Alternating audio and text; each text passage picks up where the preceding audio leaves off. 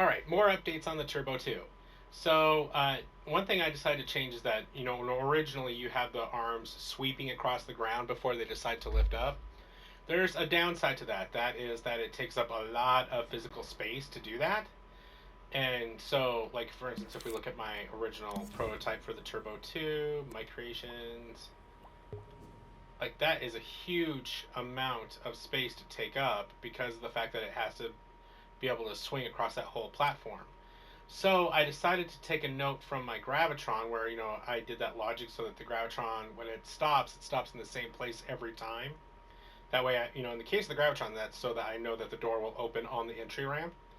I decided to do the same kind of setup with my Turbo 2 so that way I would only have to have that wide of a footprint side to side, but not up and down. And so the wheels lift up automatically at the start of the ride, and then when the ride's over, it lines back up in this position before dropping the arms. So that way, it still takes up a little bit less of a footprint than it originally would have. And I'll show you what it looks like right here.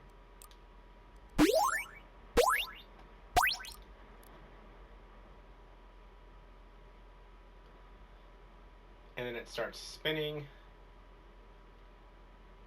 And it's basically the same ride experience, but this way, it's not a gargantuan amount of physical space that a player would have to dedicate in their level to it. It fits in the environment more nicely. And I know someone said too on the Dreams Facebook group that I should put lights on this. I probably will. Like, I'm going to probably decorate it more. I just wanted to get the function out of the way today so that I could have it in a way that I appreciated it before I started doing more art on it. I'll probably do like lights along the arms that lift the wheels up. And in a sec it will be done, where it will start to slow down, and now it will wait to drop the arms until it's lined up like that.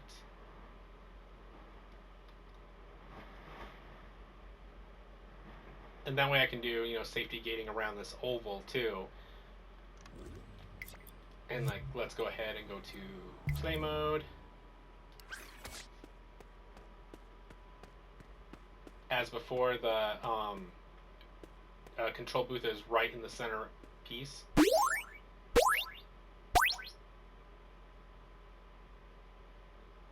So now we're lifting up, starting to spin.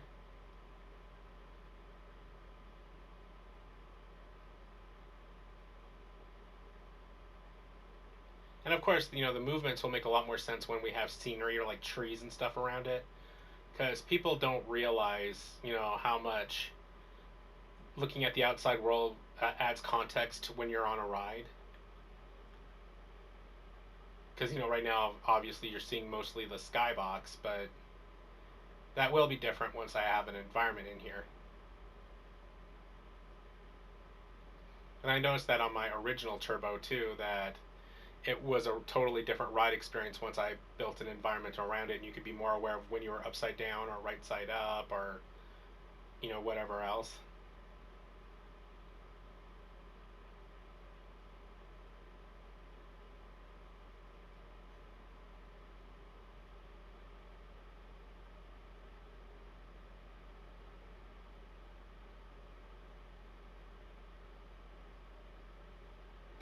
And I'm seeing a glitch here, so I think I know what's going on.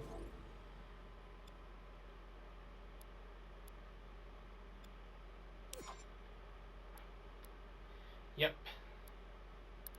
I accidentally extended this past.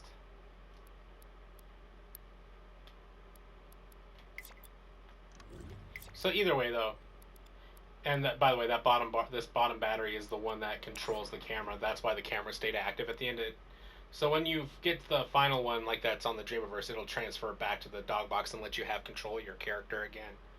But either way, that's my latest update for Turbo 2. I will share more as I get more like art and stuff done. But let me know what you think.